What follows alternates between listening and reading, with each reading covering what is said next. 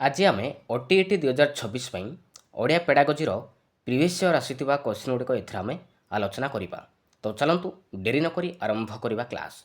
तो fast question रही गोटे पिला पंचम श्रेणी पास करने बेलू से मातृभाषार केते शब्द जानिबा और व्यवहार करने को संभव होता है। गोटे पिला पंचम श्रेणी पास करने बेलू से मातृभाषार केते शब्द जानिबा और व्यवहार करने को संभव होता है।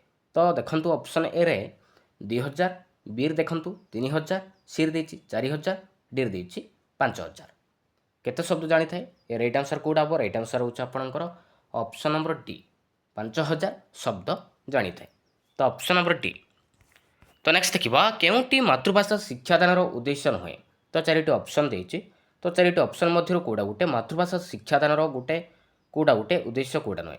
ऑप्शन ए रे देखंतु निजर ऐतिह्य संस्कृति सह परिचय हम। बी रे देखंतु मानविक गुणावली व मूल्यबोधर विकास। सी रे देखंतु तथ्यभित्तिक टिप्पणी संग्रह।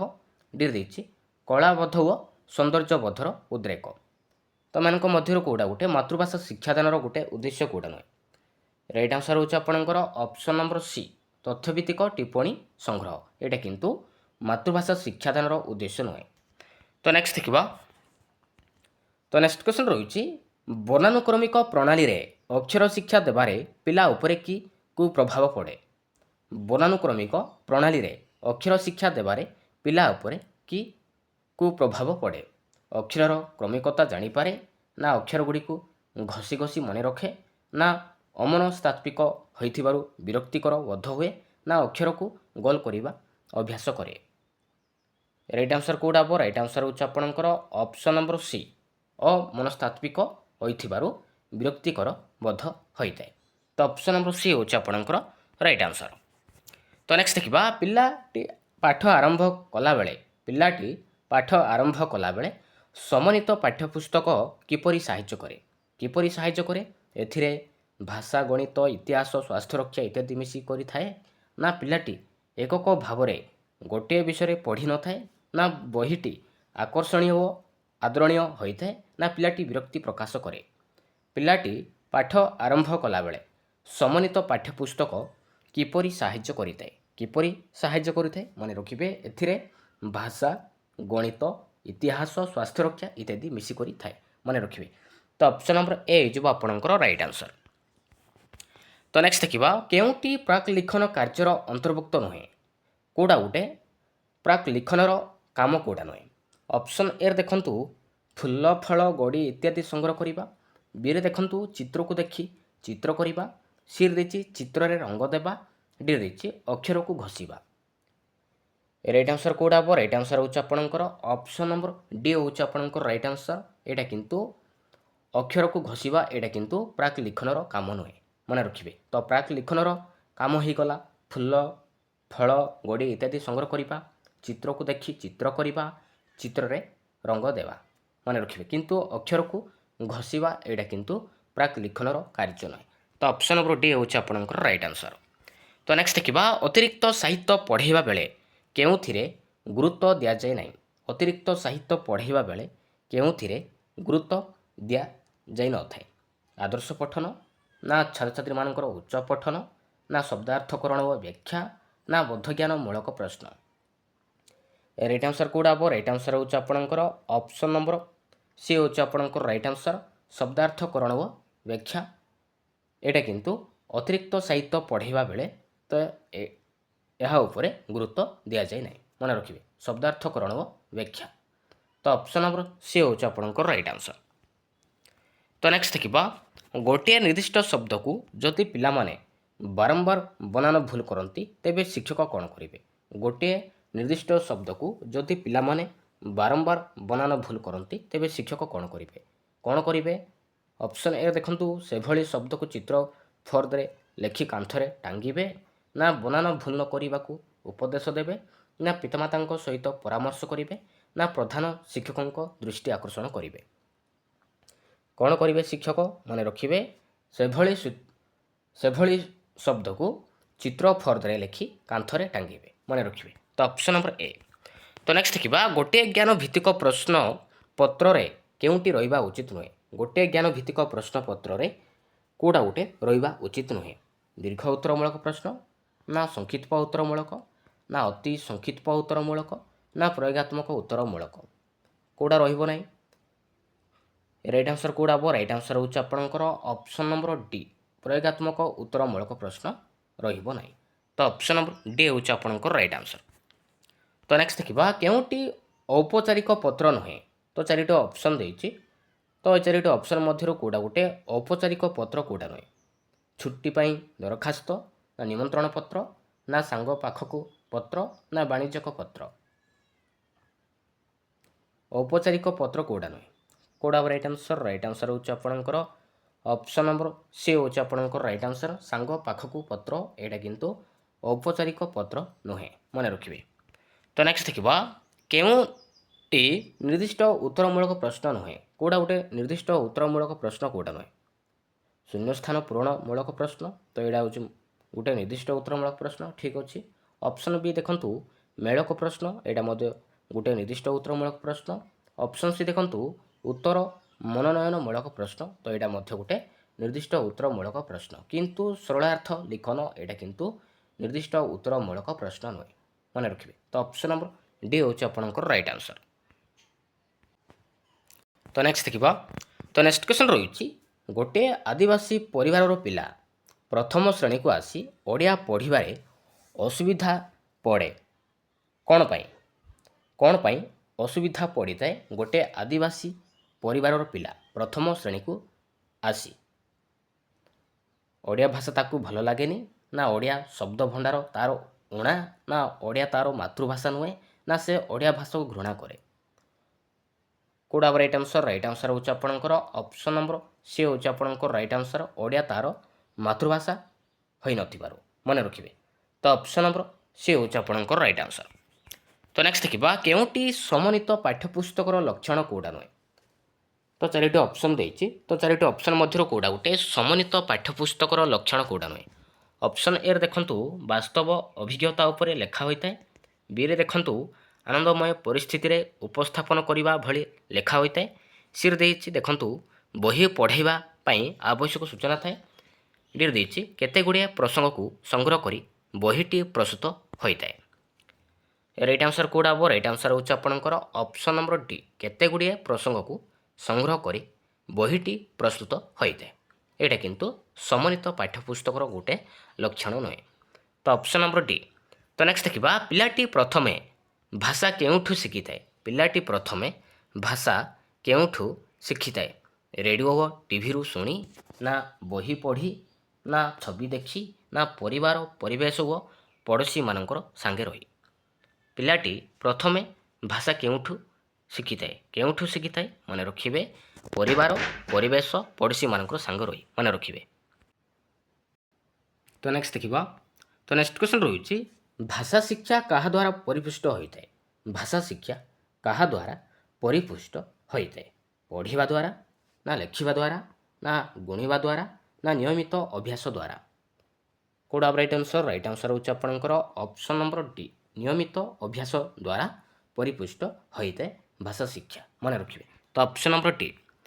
ତ ନେକ୍ସଟ ଦେଖିବା ପିଲାଟିର ପଠନ ପ୍ରସ୍ତୁତି ପାଇଁ ଶିକ୍ଷକ କ'ଣ କରିପାରିବେ? ପିଲାଟିର ପଠନ ପ୍ରସ୍ତୁତି ପାଇଁ ଶିକ୍ଷକ କ'ଣ କରିପାରିବେ?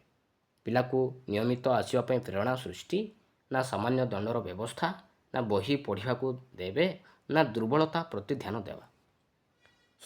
ଦୁର୍ବଳତା ପ୍ରତି ଧ୍ୟାନ ନ ଦେବା। ପିଲାଟିର ପଠନ ପ୍ରସ୍ତୁତି ପାଇଁ ଶିକ୍ଷକ କ'ଣ କରିବେ?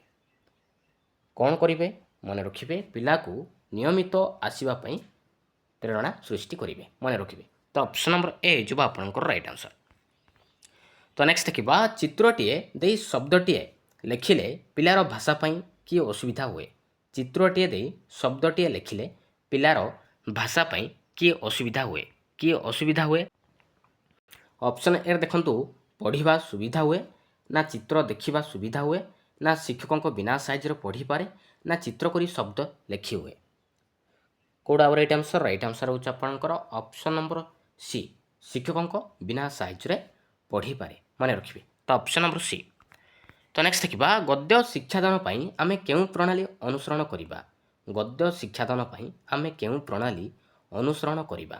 ପ୍ରାରମ୍ଭିକ ପ୍ରଶ୍ନ ଉଚ୍ଚ ପଠନ ଆଲୋଚନାମୂଳକ ପ୍ରଶ୍ନ, ନା ଉପକ୍ରମ ଉପସ୍ଥାପନ ମୂଲ୍ୟାୟନ, ନା ଉପକ୍ରମ ଆଦର୍ଶ ପଠନ ଶବ୍ଦାର୍ଥୀକରଣ, ନା ଉପକ୍ରମ ସର୍ବପଠନ ସନ୍ଥ ପାଠ। ରାଇଟ୍ ଆନ୍ସର୍ କେଉଁଟା ହେବ? ରାଇଟ୍ ଆନ୍ସର୍ ହେଉଛି ଆପଣଙ୍କର ଅପସନ୍ ନମ୍ବର ବି ହେଉଛି ଆପଣଙ୍କର ରାଇଟ୍ ଆନ୍ସର୍, ଉପକ୍ରମ ଉପସ୍ଥାପନ ମୂଲ୍ୟାୟନ। ମନେ ରଖିବେ। ତ ଅପସନ୍ ନମ୍ବର ବି। ତ ନେକ୍ସଟ ଦେଖିବା ମୂଲ୍ୟାୟନର ମୂଳ ଉଦ୍ଦେଶ୍ୟ କ'ଣ? ମୂଲ୍ୟାୟନର ମୂଳ ଉଦ୍ଦେଶ୍ୟ କ'ଣ? ଜ୍ଞାନର ପରୀକ୍ଷା, ନା ଅଭିଜ୍ଞତାର ପରୀକ୍ଷା, ନା ପିଲାର ଆତ୍ମସନ୍ତୋଷ, ନା ଦୁର୍ବଳତାର ଚିହ୍ନଟୀକରଣ। ମୂଲ୍ୟାୟନର ମୂଳ ଉଦ୍ଦେଶ୍ୟ କ'ଣ? କ'ଣ? ମନେ ରଖିବେ ଦୁର୍ବଳତାର ଚିହ୍ନଟୀକରଣ। ତ ଅପସନ୍ ନମ୍ବର ଡି। ତ ନେକ୍ସଟ ଦେଖିବା କେଉଁଟି ପତ୍ର ଲିଖନର ଉଦ୍ଦେଶ୍ୟ ନୁହେଁ? ପତ୍ର ଲିଖନର ଉଦ୍ଦେଶ୍ୟ କେଉଁଟା ନୁହେଁ? ଅପସନ୍ ଏ ଦେଖନ୍ତୁ ଭାବକୁ ସଂକ୍ଷେପରେ ପ୍ରକାଶ କରିବା, ନା ଲିଖନ ଅଭ୍ୟାସ ବିକାଶ କରିବା, ନା ପଠାଇଥିବା ଲୋକ ପ୍ରତି ନିଜର ନମ୍ରତା ପ୍ରକାଶ କରିବା, ନା କୌଣସି ମତେ ଦୁଇ ପଦ ଲେଖିଦେବା।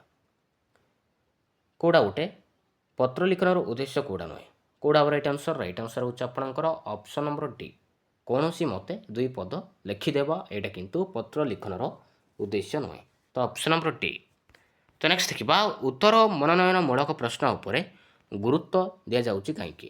ଉତ୍ତର ମନୋନୟନମୂଳକ ପ୍ରଶ୍ନ ଉପରେ ଗୁରୁତ୍ୱ ଦିଆଯାଉଛି କାହିଁକି? କାହିଁକି ଉତ୍ତର ଖାତାକୁ କମ୍ପ୍ୟୁଟର ନିର୍ଭୁଲ ମୂଲ୍ୟାୟନ କରେ, ନା ଅଳ୍ପ ଲେଖିବାକୁ ହୁଏ, ନା ଠାସକୁ ମାରି ଉତ୍ତର ଲେଖି ହୁଏ, ନା ଲେଖିବାର ବେଦନାମ କମିଯାଏ। କେଉଁଟା ହେବ ରାଇଟ୍ ଆନ୍ସର୍? ରାଇଟ୍ ଆନ୍ସର୍ ହେଉଛି ଆପଣଙ୍କର ଅପସନ୍ ନମ୍ବର ଏ, ଉତ୍ତର ଖାତାକୁ କମ୍ପ୍ୟୁଟର ନିର୍ଭୁଲ ମୂଲ୍ୟାୟନ କରେ।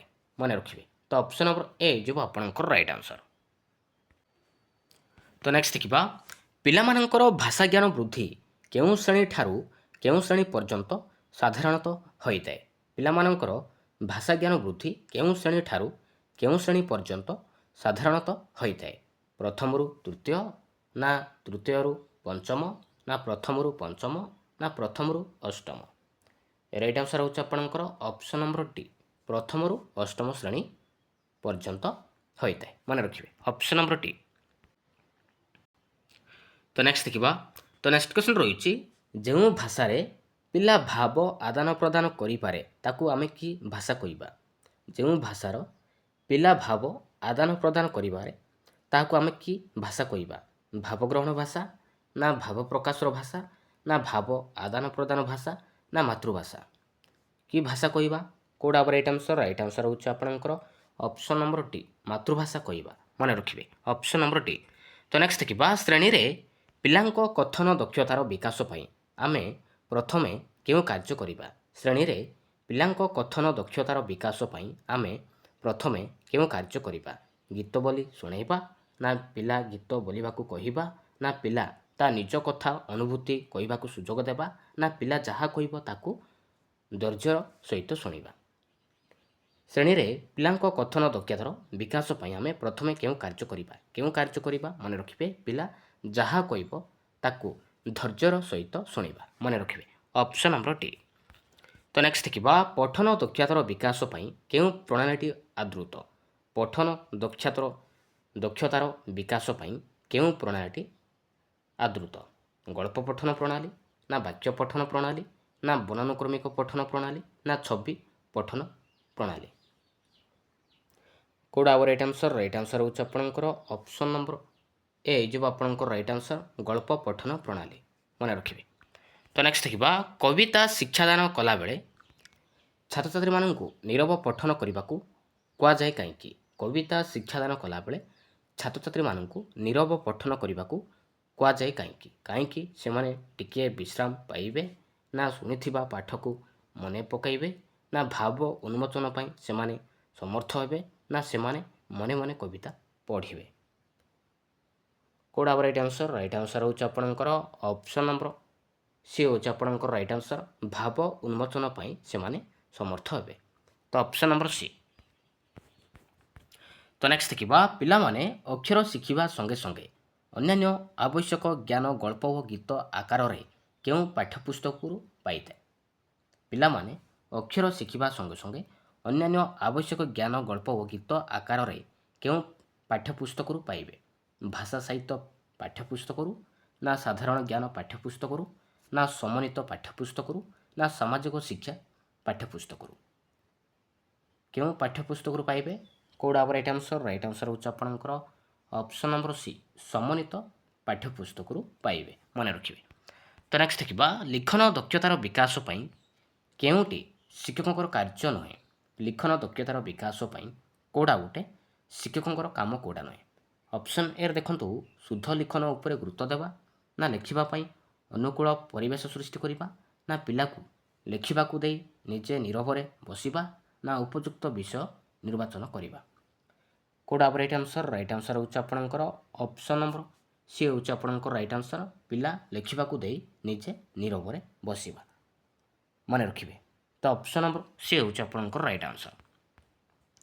ତ ନେକ୍ସଟ ଦେଖିବା, ଭାରତରେ ଲବଣ ସତ୍ୟାଗ୍ରହ କେବେ ହୋଇଥିଲା? ତ ଏଇଟା ଗୋଟେ କି ପ୍ରକାର ପ୍ରଶ୍ନ? ଭାରତରେ ଲବଣ ସତ୍ୟାଗ୍ରହ କେବେ ହୋଇଥିଲା? ତ ଏଇଟା ଗୋଟେ କି ପ୍ରକାର ପ୍ରଶ୍ନ?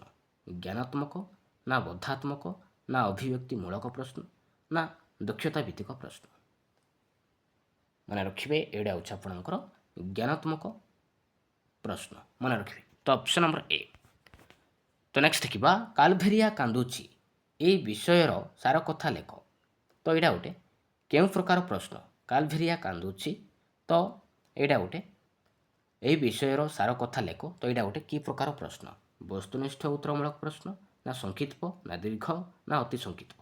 ଏଇଟା ହେଉଛି ଆପଣଙ୍କର କ'ଣ? ଦୀର୍ଘ ଉତ୍ତରମୂଳକ ପ୍ରଶ୍ନ, ମନେ ରଖିବେ। ତ ଅପସନ୍ ନମ୍ବର ସି ହେଉଛି ଆପଣଙ୍କର ରାଇଟ୍ ଆନ୍ସର୍, ମନେ ରଖିବେ। ତ ନେକ୍ସଟ ଦେଖିବା, ତ ନେକ୍ସଟ କ୍ୱେଶ୍ଚନ୍ ରହିଛି, କେଉଁଟି ନିର୍ଦ୍ଦିଷ୍ଟ ଉତ୍ତରମୂଳକ ପ୍ରଶ୍ନ ନୁହେଁ? କେଉଁଟା ଗୋଟେ ନିର୍ଦ୍ଦିଷ୍ଟ ଉତ୍ତରମୂଳକ ପ୍ରଶ୍ନ, କେଉଁଟା ନୁହେଁ? ଅପସନ୍ ଏରେ ଦେଖନ୍ତୁ, ମେଳକ ପ୍ରଶ୍ନ, ତ ଏଇଟା ହେଉଛି ଗୋଟେ ନିର୍ଦ୍ଦିଷ୍ଟ ଉତ୍ତରମୂଳକ ପ୍ରଶ୍ନ। ଶୂନ୍ୟସ୍ଥାନ ପୂରଣ ପ୍ରଶ୍ନ, ତ ଏଇଟା ମଧ୍ୟ ଗୋଟେ ନିର୍ଦ୍ଦିଷ୍ଟ ଉତ୍ତରମୂଳକ ପ୍ରଶ୍ନ। ଉତ୍ତର ମନନମୂଳକ ପ୍ରଶ୍ନ, ତ ଏଇଟା ମଧ୍ୟ ଗୋଟେ ନିର୍ଦ୍ଦିଷ୍ଟ ଉତ୍ତରମୂଳକ ପ୍ରଶ୍ନ। କିନ୍ତୁ ସଂକ୍ଷିପ୍ତ ଉତ୍ତରମୂଳକ ପ୍ରଶ୍ନ, ଏଇଟା କିନ୍ତୁ ନିର୍ଦ୍ଦିଷ୍ଟ ଉତ୍ତରମୂଳକ ପ୍ରଶ୍ନ ନୁହେଁ, ମନେ ରଖିବେ। ତ ଅପସନ୍ ନମ୍ବର ସି ହେଉଛି ଆପଣଙ୍କର ରାଇଟ୍ ଆନ୍ସର୍। ତ ନେକ୍ସଟ ଦେଖିବା, ଭାଷା ମାଧ୍ୟମରେ ଲୋକମାନେ କ'ଣ ବିନିମୟ କରିଥାନ୍ତି? ଭାଷା ମାଧ୍ୟମରେ ଲୋକମାନେ କ'ଣ ବିନିମୟ କରିଥାନ୍ତି? ମୁଖ ନିଃସୃତ ବାଣୀ, ନା ପରସ୍ପର ଚିନ୍ତାଧାରା, ନା ପରସ୍ପର ସ୍ନେହଭାବ, ନା ଅନ୍ତରଙ୍ଗ ମୁହୂର୍ତ୍ତ? ଭାଷା ମାଧ୍ୟମରେ ଲୋକମାନେ କ'ଣ ବିନିମୟ କରିଥାନ୍ତି? କ'ଣ ବିନିମୟ କରିଥାନ୍ତି? ମନେ ରଖିବେ, ପରସ୍ପର ଚିନ୍ତାଧାରା କରିଥାନ୍ତି। ତ ଅପସନ୍ ନମ୍ବର ବି ହେଉଛି ଆପଣଙ୍କର ରାଇଟ୍ ଆନ୍ସର୍। ତ ନେକ୍ସଟ ଦେଖିବା, ଭାଷାରେ ବ୍ୟବହାର କରାଯାଉଥିବା ସଂକେତ ଗୁଡ଼ିକୁ କ'ଣ କୁହାଯାଏ? ଭାଷାରେ ବ୍ୟବହାର କରାଯାଉଥିବା ସଂକେତ ଗୁଡ଼ିକୁ କ'ଣ କୁହାଯାଏ? ଭାଷା କହିବା, ନା ଅର୍ଥ, ନା ଶବ୍ଦ, ନା ଧ୍ୱନି କହିବା? କ'ଣ କୁହାଯାଏ? ମନେ ରଖିବେ, ଧ୍ୱନି ବୋଲି କହିବା। ତ ଅପସନ୍ ନମ୍ବର ଡି ହେଉଛି ଆପଣଙ୍କର ରାଇଟ୍ ଆନ୍ସର୍। ତ ନେକ୍ସଟ ଦେଖିବା, ତ ନେକ୍ସଟ କ୍ୱେଶ୍ଚନ୍ ରହିଛି, କାହାକୁ ଆଦି ଭାଷା କୁହାଯାଏ? କାହାକୁ ଆଦି ଭାଷା କହିବା? ପାଲି ଭାଷାକୁ, ନା ଓଡ଼ିଆ ଭାଷାକୁ, ନା ସଂସ୍କୃତ ଭାଷାକୁ, ନା ହିନ୍ଦୀ ଭାଷାକୁ? କାହାକୁ କହିବା? ମନେ ରଖିବେ, ସଂସ୍କୃତ ଭାଷାକୁ ଆମେ କହିବା ଆଦି ଭାଷା। ତ ଅପସନ୍ ନମ୍ବର ସି। ତ ନେକ୍ସଟ ଦେଖିବା, ତ ନେକ୍ସଟ କ୍ୱେଶ୍ଚନ୍ ରହିଛି, କାର୍ଯ୍ୟଧାରାର ସଫଳତା ପାଇଁ ପ୍ରଥମେ ଆମକୁ କେଉଁ କଥା ଭାବିବା ଆବଶ୍ୟକ? କାର୍ଯ୍ୟଧାରାର ସଫଳତା ପାଇଁ ପ୍ରଥମେ ଆମକୁ କେଉଁ କଥା ଭାବିବା ଆବଶ୍ୟକ? କେତେ ସମୟ ଲାଗିବ, ନା କିଏ କରିବ, ନା ଲକ୍ଷ୍ୟ ବିଷୟରେ ଧାରଣା, ନା କେତେ ପଇସା ଲାଗିବ? କେଉଁ କଥା ଭାବିବା? ମନେ ରଖିବେ, ପ୍ରଥମେ ଲକ୍ଷ୍ୟ ବିଷୟରେ ଧାରଣା ଦେବା, ମନେ ରଖିବେ, ଲକ୍ଷ୍ୟ ବିଷୟରେ ଧାରଣା ଭାବିବା। ତ ଅପସନ୍ ନମ୍ବର ସି ହେଉଛି ଆପଣଙ୍କର ରାଇଟ୍ ଆନ୍ସର୍। ତ ନେକ୍ସଟ ଦେଖିବା, ଅକ୍ଷର ଲିଖନ ପଦ୍ଧତି କ'ଣ? ଅକ୍ଷର ଲିଖନ ପଦ୍ଧତି କ'ଣ? ଶିକ୍ଷକ ଅକ୍ଷର ଡାକିବେ, ପିଲାମାନେ ଲେଖିବେ, ନା ଅକ୍ଷର ଗୁଡ଼ିକୁ ଉପରେ ଚକ୍ ବା ପେନସିଲ୍ ମଡ଼ାଇବା, ନା ଅକ୍ଷର ଗୁଡ଼ିକୁ କ୍ରମାନ୍ୱୟରେ ନ ଶିଖି ମଝିରୁ ଯେକୌଣସି ଅକ୍ଷର ଲେଖିବା, ନା ମାତ୍ରା ଲଗାଇ ଅକ୍ଷର ଲେଖିବା? ଅକ୍ଷର ଲିଖନ ପଦ୍ଧତି କ'ଣ? କ'ଣ? ମନେ ରଖିବେ, ଅକ୍ଷର ଗୁଡ଼ିକୁ ଉପରେ ଚକ୍ ବା ପେନସିଲ୍ ମଡ଼ାଇବା। ତ ଅପସନ୍ ନମ୍ବର ବି ହେଉଛି ଆପଣଙ୍କର ରାଇଟ୍ ଆନ୍ସର୍। ତ ନେକ୍ସଟ ଦେଖିବା, ଲିଖନର ବିକାଶ ଠିକ୍ ହେଲା ବୋଲି ଆମେ କେତେବେଳେ ଜାଣିବା? ଲିଖନର ବିକାଶ ଠିକ୍ ହେଲା ବୋଲି ଆମେ କେତେବେଳେ ଜାଣିବା? ଯେତେବେଳେ ପିଲା ଶବ୍ଦ ଲେଖିପାରିବ, ନା ଯେତେବେଳେ ବାକ୍ୟ ଲେଖିପାରିବ, ନା ଯେତେବେଳେ ପିଲା ନିଜ ମନରୁ ରଚନା ବା ଅନୁଚ୍ଛେଦ ଲେଖିପାରିବ, ନା ଯେତେବେଳେ ଠିକ୍ ଭାବେ ଶୁଣି ଲେଖିପାରିବ? ଲିଖନର ବିକାଶ ଠିକ୍ ହେଲା ବୋଲି ଆମେ କେତେବେଳେ ଜାଣିବା? କେତେବେଳେ ଜାଣିବା? ମନେ ରଖିବେ, ଯେତେବେଳେ କି ପିଲା ନିଜ ମନରୁ ରଚନା ବା ଅନୁଚ୍ଛେଦ ଲେଖିପାରିବ, ତ ସେତେବେଳେ ଆମେ ଜାଣିବା ପିଲାର ଲିଖନର ବିକାଶ ଠିକ୍ ହେଲା ବୋଲି ମନେ ରଖିବେ। ତ ଅପସନ୍ ନମ୍ବର ସି ହେଉଛି ଆପଣଙ୍କର ରାଇଟ୍ ଆନ୍ସର୍। ତ ନେକ୍ସଟ ଦେଖିବା ମୁକ୍ତ ରଚନା କାହାକୁ କୁହାଯାଏ? ମୁକ୍ତ ରଚନା କାହାକୁ କହିବା?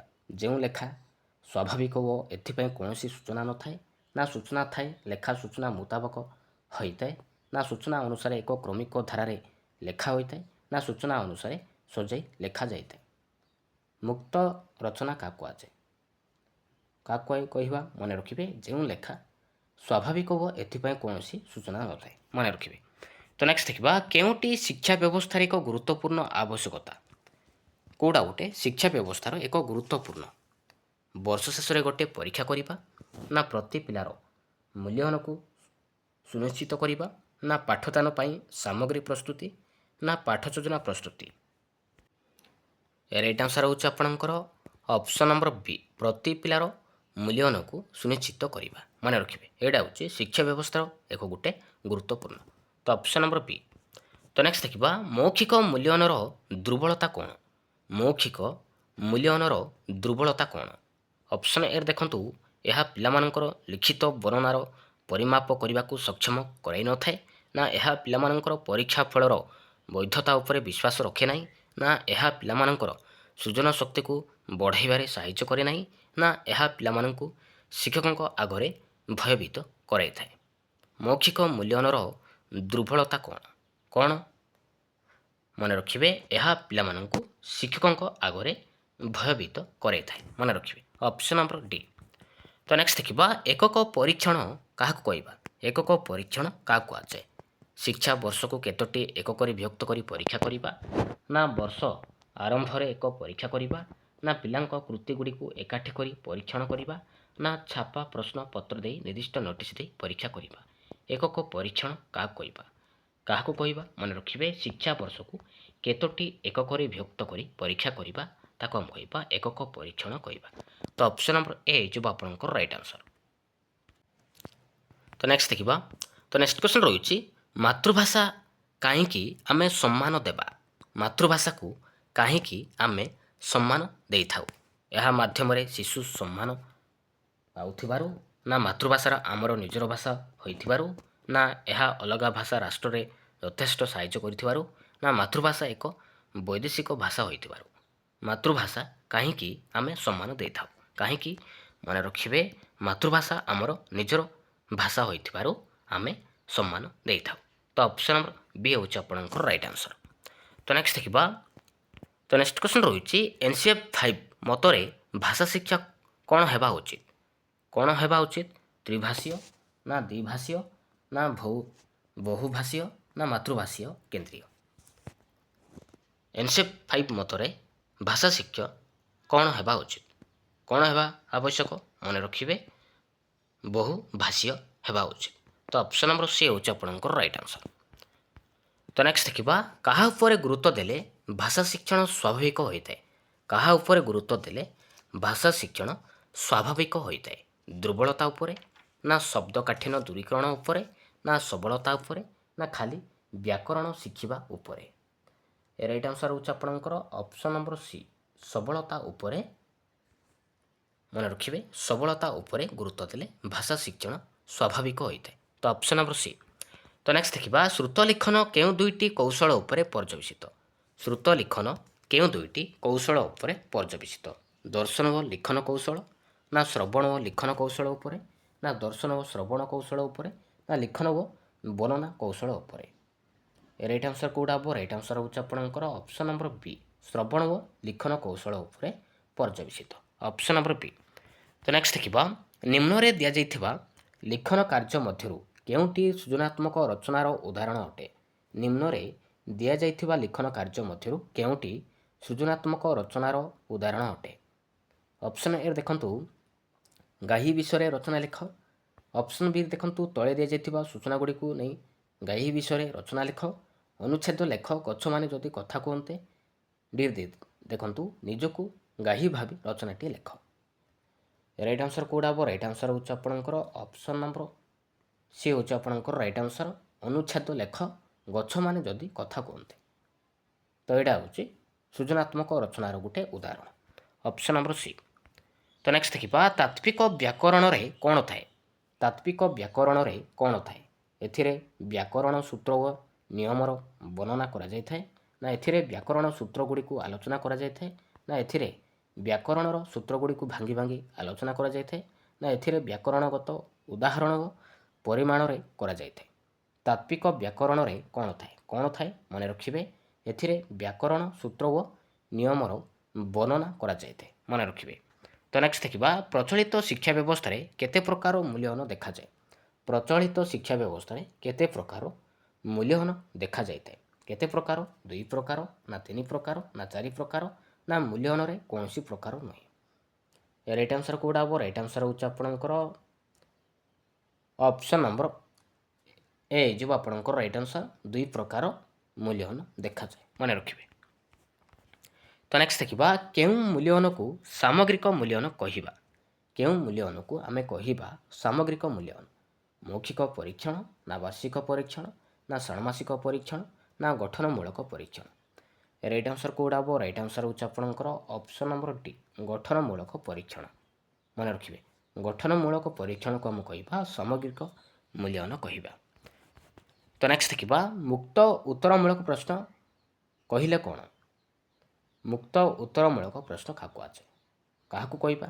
ଯାହାର ଏକ ନିର୍ଦ୍ଦିଷ୍ଟ ଉତ୍ତର ଥିବ, ନା ପ୍ରଶ୍ନଗୁଡ଼ିକ କ୍ଷୁଦ୍ର ହୋଇଥିବ, ନା ପ୍ରଶ୍ନଗୁଡ଼ିକର ଉଦ୍ଦେଶ୍ୟ ନଥିବ, ନା ପ୍ରଶ୍ନଗୁଡ଼ିକର ଉତ୍ତର ଅନେକ ଆସୁଥିବ।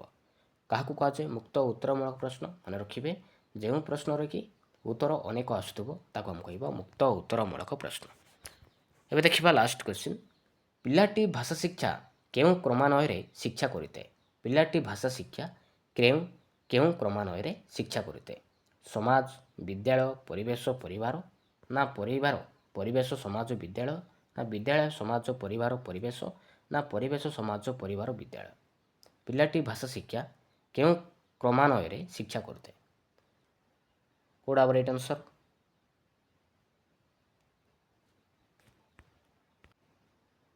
ରାଇଟ୍ ଆନ୍ସର ହେଉଛି ଆପଣଙ୍କର ଅପସନ୍ ନମ୍ବର ପି, ପ୍ରଥମେ ପରିବାରରୁ, ତାପରେ ପରିବେଶରୁ, ତାପରେ ସମାଜରୁ, ତାପରେ ବିଦ୍ୟାଳୟରୁ ଶିକ୍ଷା କରିଥାଏ ପିଲାଟି, ମନେ ରଖିବେ। ତ ଅପସନ୍ ନମ୍ବର ବି ହେଉଛି ଆପଣଙ୍କର ରାଇଟ୍ ଆନ୍ସର। Thank you.